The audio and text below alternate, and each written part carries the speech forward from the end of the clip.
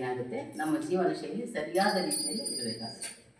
ಪ್ರತಿಕೂಲ ಪರಿಸ್ಥಿತಿಗಳು, ಕಷ್ಟ ಕಾರ್ಪಣ್ಯಗಳು ಎದುರಾದಾಗ ಅವುಗಳನ್ನು ಹತ್ತಿಕ್ಕಲು ಅಂದರೆ ಅವುಗಳಿಂದ ಪಾರಾಗಲು ಸೂಕ್ತವಾದ ಒತ್ತಾಸೆಯು ಮಾರ್ಗದರ್ಶನವೂ ಬೇಕಾಗುತ್ತೆ.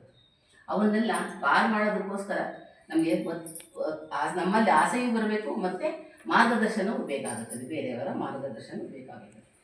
ಪರಹಿತಕ್ಕಾಗಿ ತಮ್ಮ ಜೀವನವನ್ನು ಮುಡುಪಾಗಿಟ್ಟ ಮಹಾತ್ಮರು ಇವೆರಡನ್ನೂ ನೀಡಲು ಸದಾ ಸಿದ್ಧರಾಗಿರುತ್ತಾರೆ. ಇವುಗಳನ್ನು ನಾವು ಅವರ ಮಾರ್ಗದರ್ಶನದಲ್ಲಿ ನಡೆಯೋದಕ್ಕೆ ಬೇಕಾದಷ್ಟು ಮಹಾತ್ಮರು ಸಿದ್ಧರಾಗಿದ್ದಾರೆ ನಮ್ಮ ಜೀವನವನ್ನು ರೂಪಿಸಿಕೊಳ್ಳಲು. ಅವರ ಜೀವನವನ್ನು ಶ್ರದ್ಧೆಯಿಂದ ಕೇಳಿದಾಗ ಒಂದಿಷ್ಟು ಗಟ್ಟಿ ಭರವಸೆಗಳು ನಿಶ್ಚಿತವಾಗಿ ಬರುತ್ತದೆ. ಅವರ ಜೀವನ ಚರಿತ್ರೆಗಳನ್ನು ನಾವು ಓದಿದಾಗ ಒಳ್ಳೆ ಗಟ್ಟಿಯ ಭರವಸೆ ನಮಗೆ ಸಿಗುತ್ತೆ ಅಂತ ನಾವು ಹೇಳಬಲ್ಲೆ. ನಿಶ್ಚಿತವಾಗಿ ದೊರೆಯುತ್ತದೆ. ನಡೆನುಡಿಯಲ್ಲಿ ಸಕಾರಾತ್ಮಕ ಪರಿವರ್ತನೆಯೂ ಸಹ ಆಗುತ್ತದೆ. ನಮ್ಮ ನಡೆನುಡಿಯಲ್ಲಿ ಸಕಾರಾತ್ಮಕ ಪರಿವರ್ತನೆಯೂ ಆಗಲಿಕ್ಕೆ ಸಾಧ್ಯವಾಗುತ್ತದೆ. ಈ ಮಾತಿಗೆ ಪುಷ್ಟಿ ನೀಡಬಲ್ಲ ಎಷ್ಟೋ ಮಹಾತ್ಮರ ಜೀವನವೇ ಜೀವಂತವಾಗಿ ಸಾಕ್ಷಿಯಾಗಿದೆ.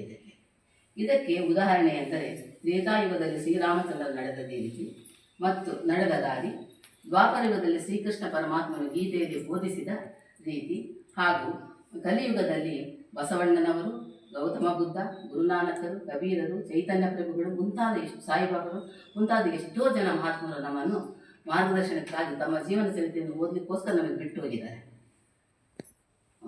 ಈಗ ನಮಗೆ ಈ ಯುಗದ ಯುಗಾಚಾರ್ಯರೆಂದರೆ ಶ್ರೀ ರಾಮಕೃಷ್ಣ ಪರಮಹಂಸರು ಮತ್ತು ಶ್ರೀ ಶಾರದಾ ದೇವಿ ಹಾಗೂ ಸ್ವಾಮಿ ವಿವೇಕಾನಂದರು ಜೀವನ ಸಂದೇಶಗಳು ನಮಗೆ ತುಂಬ ಅನುಕೂಲವಾಗಿರುತ್ತೆ. ನಮ್ಮ ಮನಃಶಾಂತಿ ಕೊಡುವಂಥ ಸಂದೇಶಗಳಿದ್ದಾವೆ.